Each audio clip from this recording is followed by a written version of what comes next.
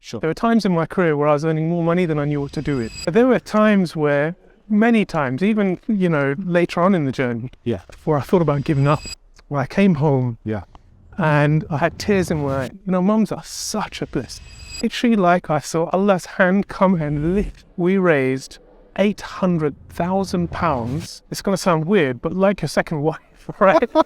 If all of that makes sense, then never ever give up.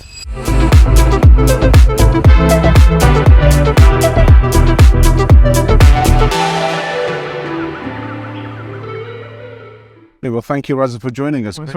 Brilliant, good to see you. So, yeah, just really going to start off and ask you if it was okay. How would you best explain what you do in terms of where you're at currently in terms of a career? Yeah, so I run a business called Primary Finance. Yep. So we do completely ethical, partnership-based home finance. Yep. So effectively a complete alternative to a mortgage. There's no debt, no lending in sight, no interest. Yep. It's all based on partnership. Imagine if you and I buy a car together. Yep. I haven't loaned you any money, you haven't loaned me any money. Yep. We're both jointly owners of that car. Right. We both take risk in the car. Okay. So whereas with a mortgage, if the property is destroyed, you still owe a fast debt back to the bank. With us, just like if the car's destroyed, we take the loss, you take the loss. So we're genuinely partners in it. And that's our model. It's built around ethics. Fantastic. In terms of your journey, I'm just really interested to know about your journey and how you got to where you did. And this is a startup. This is your baby. So really keen to just delve into that a little bit more. Yeah. So I'm an actuary by background, effectively a complex statistical modeler. Yep. I've worked for London financial institutions all my life, the likes of PricewaterhouseCoopers, Lloyds of London, Bank of England, you name it. Alhamdulillah, I've been in high-powered, very well-paying roles. Brilliant. And I was very, very happy doing that. And then I had a life-changing experience on Hajj, which was a pilgrimage to Mecca. Yeah. And I was standing in Hajj, basically praying, having a conversation with my Lord, saying, "Oh Allah, you've given me everything I could ask for. Health, wealth, my faith, intellect, this actuarial skill set that not that many people possess. So what am I going to say to you on that day when you ask me what I did with it all?" And so I sort of, at that point, had a shift in perspective and realized I wanted to do something more and try and serve God by serving people. And so I decided to try and do something about the housing markets and, this problem of unethical problem debt that we face. And so I actually gave up my job and I started setting up Primary Finance. And I literally sat at my desk at home for a good 6 months, just starting to flesh out the bones of the product that we have today. And I was doing it by myself to begin with. And then gradually it picked up momentum. We had a lot of buy-in from the community, from people who loved the idea. Now, mashallah, we're a team, praise God, we're a team of about 30 people. 30, wow. And we're growing. We're still hiring more and more. Wow, that's and we're just going from strength to strength. So, all praise to God. No, and that's such a wonderful story. And I want to come back to the startup and actually we'll focus in on it a little bit to make that leap of faith. And especially if people sort of our backgrounds, our parents came to this country and sometimes we don't have that comfort. We have to go into a certain career. How difficult was it for you to make that leap across? Yeah, so as I say, I was in a very high-flying career, earning great. There were times in my career, and I'll tell you, Ray, I don't tell many people this, but there were times in my career where I was earning more money than I knew what to do with. Because actuaries are very short in supply and very high in demand, and as a result, they paid silly money. So to give all that up was not easy. Yeah, and right? just for our viewers, this actuarial sciences is where you look at sort of long-term financial calculations for doing pensions and long-term assets. Yeah, so I wasn't involved in the life and pension space. I was involved in the more general insurance space. So I was doing capital modeling. Gotcha. So insurance companies, they have uncertainty over the amount of claims they're going to get, the volatility in their investment portfolio, the operational risks they face. So my job was to quantify all of those risks using complex statistical models, doing thousands and thousands of simulations, and then coming up with a confidence interval of the amount of capital they need to hold to be able to survive the worst case scenario, which you wouldn't expect to happen more than once in every 200 years. And that was my role as an actuary. So to give up that sort of career was not easy. I was massively not easy because for anyone to give up their job is hard. It's hard, But I think when you're in that kind of comfort level, I would say it's even harder, but it was very, very tough. And for me, because I'm very faith driven, I felt that it was that faith and that purpose that I couldn't ignore. I felt like I had a responsibility because I had the skill set. I had a responsibility to actually apply my skill set in a way that's beneficial to people, and in a way that I can use to actually serve God, right? And that, for me, that's what this is about. This is about serving God. And being able to say to him on that day, I hope that it will enable me to say, oh Allah, I tried. That's all I want to be able to say. Oh Allah, I tried. I didn't just squander all the things that you gave me.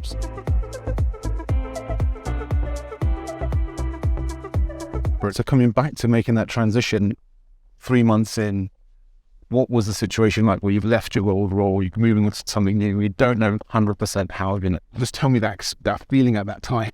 It was scary. Like, anyone who says setting up a business, going into the world of entrepreneurship is not scary is lying. It's very scary.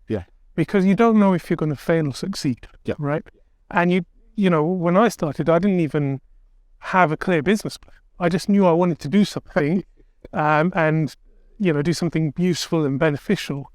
But I mean, it took me a while to even figure out the concept of primary finance. Initially, I was thinking, maybe I should do charity work. And then I thought, maybe that's not my calling in life. There's loads of great charity. And then I sort of thought long and hard about it. And I came to the conclusion that, the housing market is where I can really do some real good, inshallah.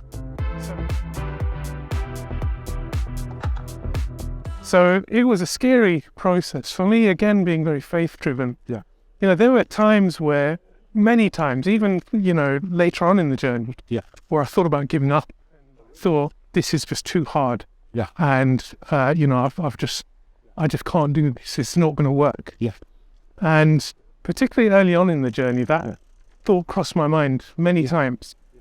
And being very faith-driven, I had like a mantra, effectively. I had to keep repeating to myself, you take a step towards Allah, he runs towards you. Absolutely. And I kid you not, Ray, there were times when I thought we'd come to the end of the road with this project, where I thought, that's it. This obstacle is too great. We can't surmount it.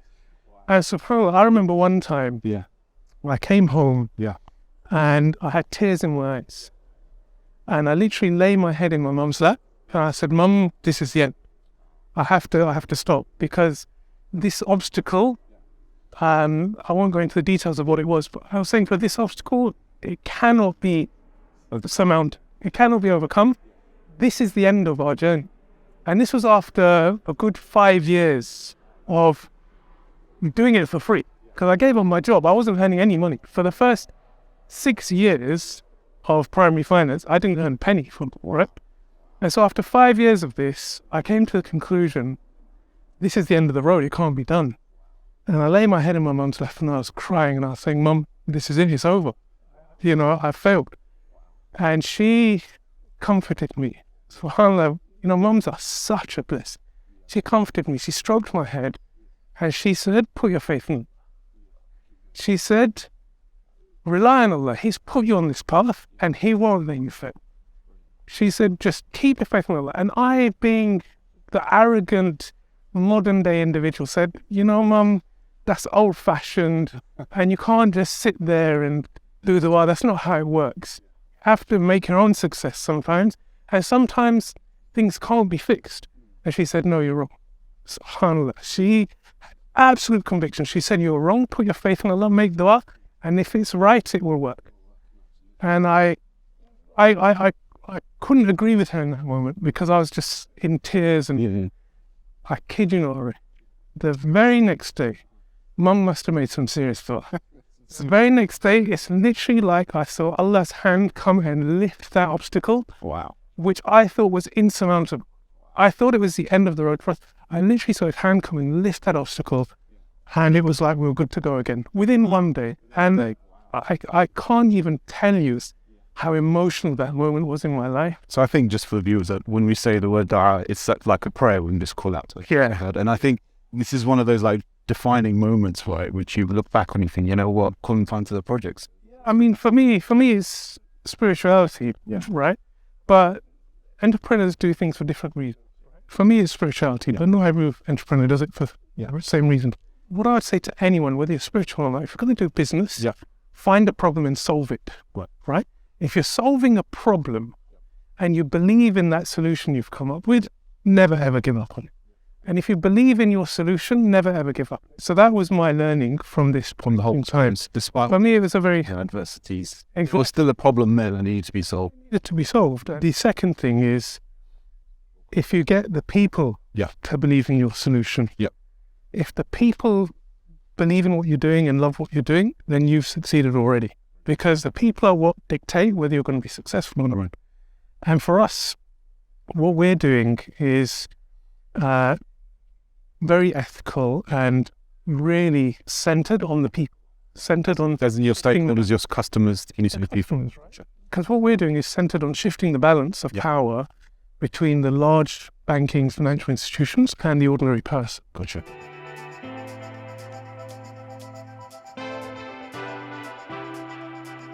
Our community of customers and supporters, they are our biggest advocates.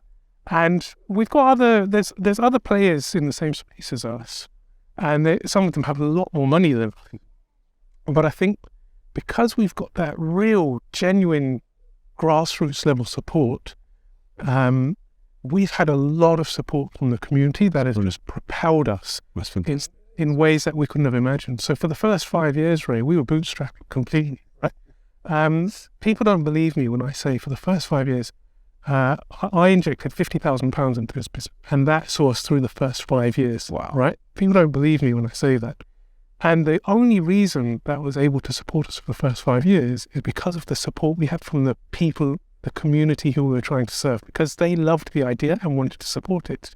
In 2019, we wanted to pilot the product and actually start financing our first few homes. Yeah. But as you know, financing homes requires a lot of capital. Yeah. Right.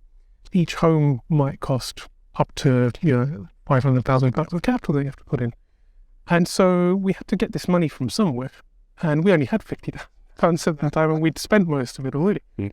So what we did was we went to mosques, several mosques around the country, and we held talks. Wow. And we invited the community, and we got the mosque to promote it for us. We basically said, look, this is what we're working on.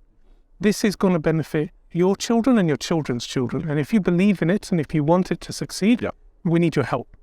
So we need you to give us qard hasana, i.e. interest-free loans. Lend us some money. We can't give you interest on it because that's against our own faith and it's against your faith, the people we're talking to. But what we can do is use that money to pilot our products, get this groundbreaking venture off the ground, and if it succeeds, it will benefit your children and your children's children. And also we'll put you higher up on our waiting list, right? We can't give you a financial return, but we can put you higher up on our waiting list if it's a product you genuinely believe in. Yeah.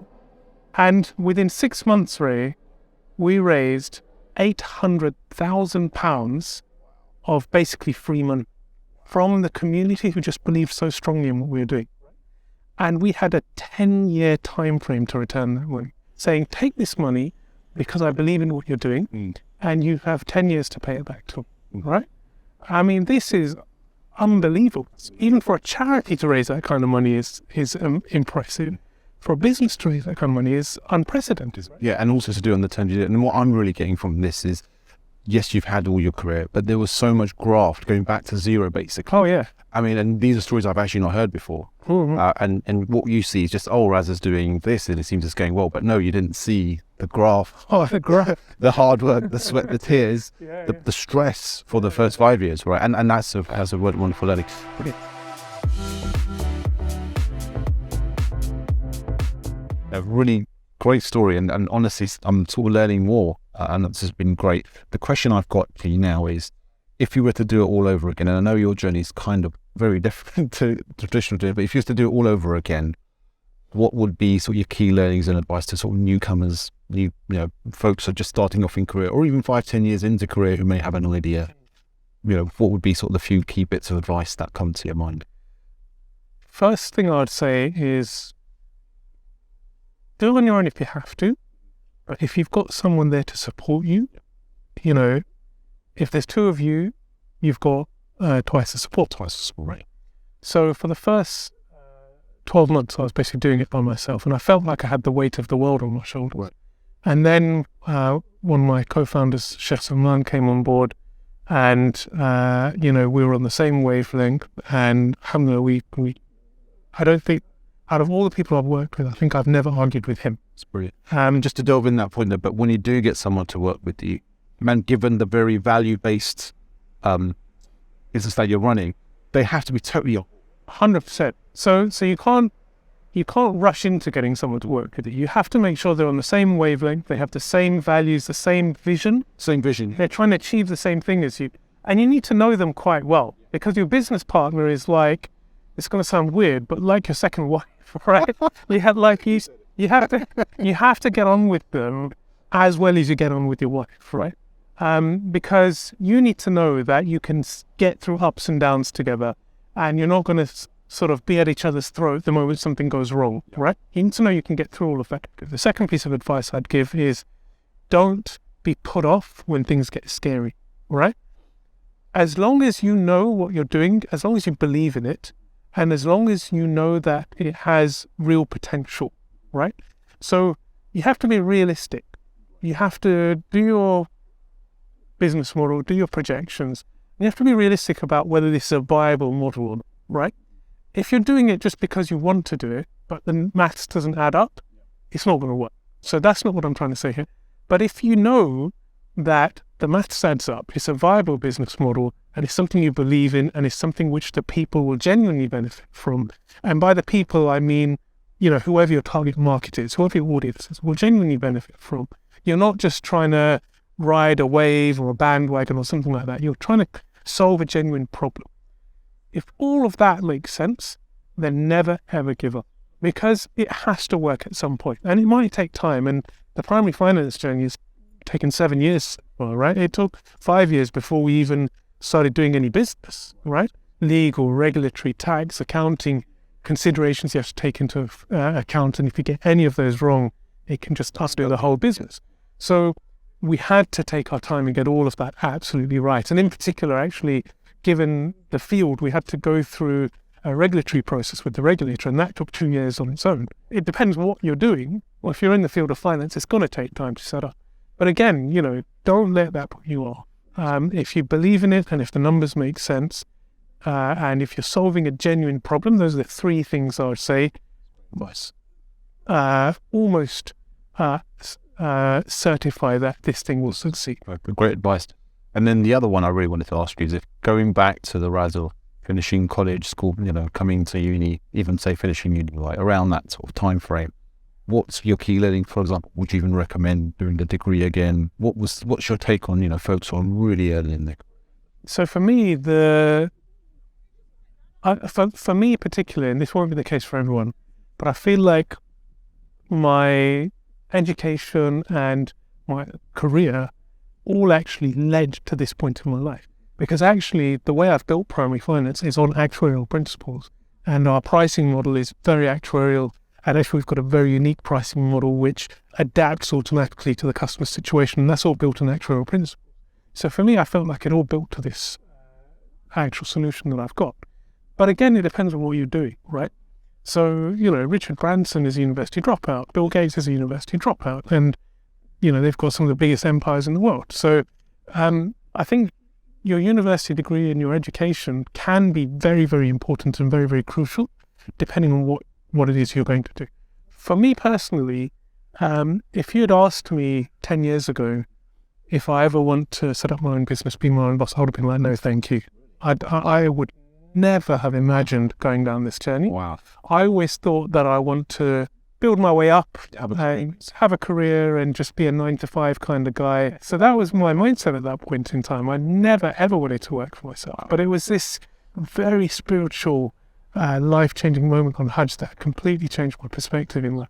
And anyone who knows anything about actuaries are risk-averse by nature. It's our job to consider the worst-case scenarios. I'm talking about the 1 in 10,000 scenarios. That's our job, to capitalize for those scenarios.